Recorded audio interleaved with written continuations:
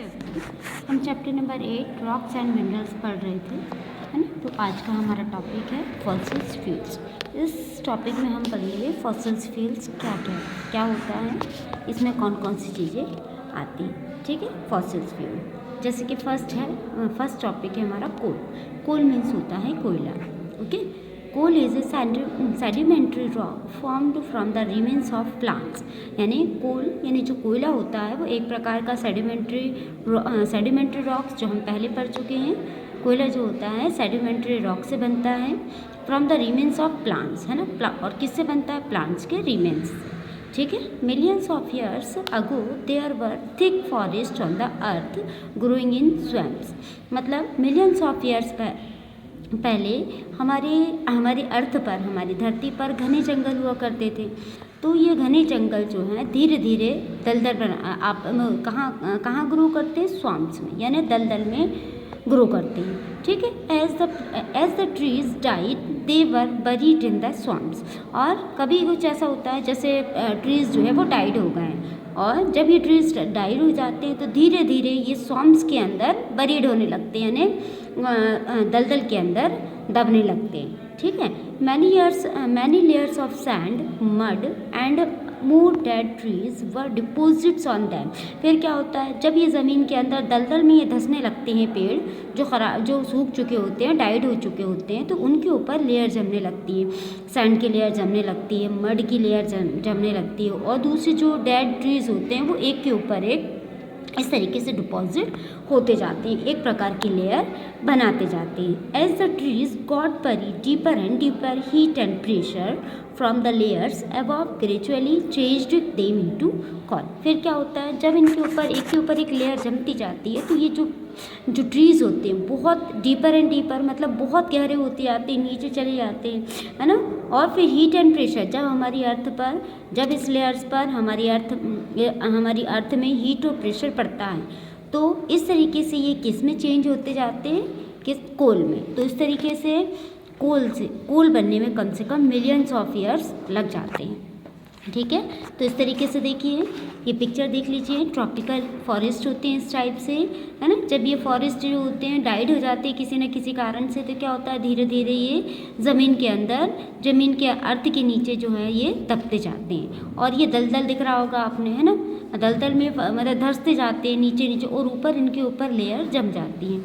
तो इस टाइप से ये जो कोल जो है फॉर्मेशन होता है, फॉर्मेशन ऑफ कोल की प्रोसेस इस टाइप से होती है। कोल तो देखा ही होगा आप लोगों ने, है ना। इस टाइप से जो फॉर्मेशन होती है कोल की, तो ये कोल जो है इस तरीके से दिखाई देता है, जिसका यूज़ हम फ्यूल्स के रूप में करते हैं। ठीक है ना। चलिए, we know that the sun's energy makes the plant grow. ये तो हम सभी जानते हैं, सूरज सूरज से जो एनर्जी मिलती है उससे हमारे प्लांट जो है वो ग्रो करते हैं। ठीक है, coal thus has store energy of the sun from millions of years ago. तो इस तरीके से जो कोल होता है, जो कोयला होता है, उसमें भी सन की एनर्जी स्टोर रहती है। ठीक है, when we burn coal as fuel we use this trapped energy of the sun. जब हम कोयला जलाते हैं तो वही एनर्जी जो है, सन की जो एनर्जी जो उसमें ट्रैप्ड हो चुकी थी, उसी एनर्जी का हम यूज़ करते हैं। ठीक है, चलिए अब हम पढ़ेंगे पेट्रोलियम के बारे में। Okay, when marine plants and animals living died, their bodies sank to the bottom। आप लोगों ने देखा होगा जो मैराइन जो प्लांट्स एंड एनिमल्स होते हैं, मैराइन मीन्स जो समुद्र में रहते हैं, समुद्र में पाए जाने वाले प्लांट्स और एनिमल्स जो होते हैं, वो धीरे धीरे जब उनकी डेथ हो जाती है तो वो पानी में ही नीचे जो बॉटम होता है पानी का, है ना, पानी की जो तलहटी में नीचे जमते जाते हैं। उनकी जो बॉडी होती है, चाहे वो मैराइन प्लांट्स हो या फिर एनिमल्स हो, पानी में रहने वाले पेड़ पौधे हों या फिर एनिमल्स हो, उनके मृत्यु के बाद वो नीचे ज़मीन में, मतलब जो समुद्र होता है, नीचे समुद्र की तली में जम जाते हैं। मोर and more sediments collect on top, और उनके ऊपर क्या होता है, बहुत सारे ऐसे सेडिमेंट्स होते हैं जिसके लेयर उसके ऊपर जमती जाती है।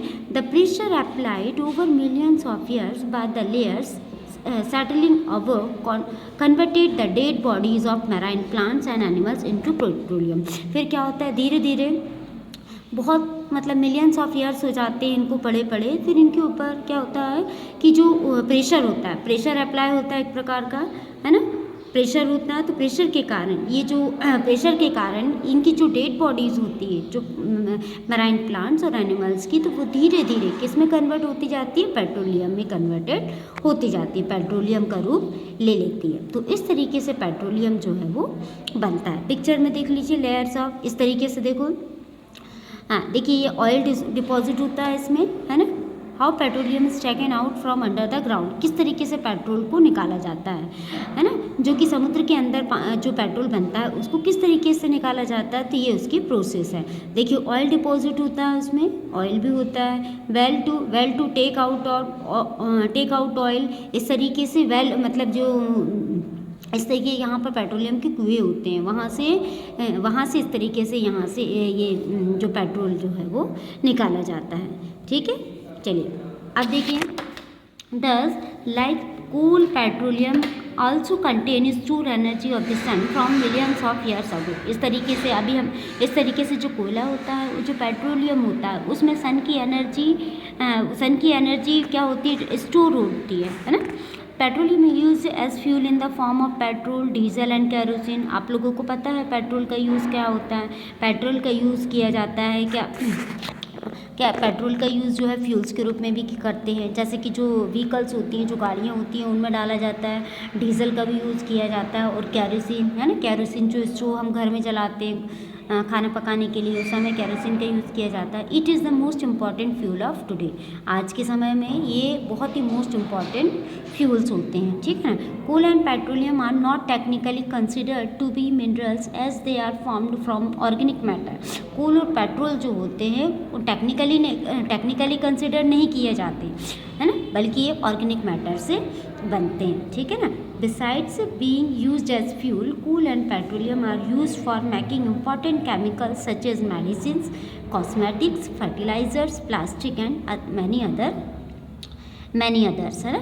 मतलब जब ये फ्यूल्स जो कोल और पेट्रोलियम का जो फॉर्मेशन का यूज़ जो है बहुत सारी केमिकल्स में किया जाता है, जैसे मेडिसिन में किया जाता है, कॉस्मेटिक्स में किया जाता है, फर्टिलाइज़र्स में किया जाता है, प्लास्टिक्स में किया जाता है, और दूसरे बहुत सारे ऐसे इंपॉर्टेंट चीज़ें होती हैं जिसमें इसका यूज़ किया जाता है।